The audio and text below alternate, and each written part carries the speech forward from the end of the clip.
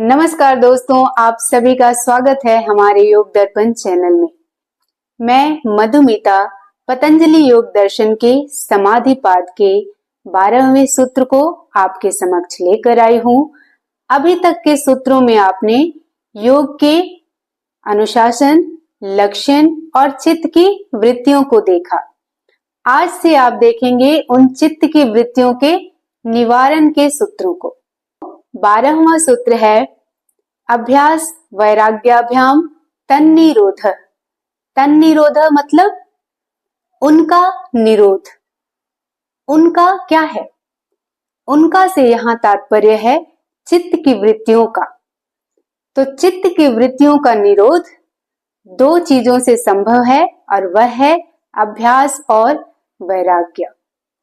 13वें सूत्र में अभ्यास के लक्षण को बताएंगे। स्वस्थ रहिए, मस्त रहिए। नमस्कार।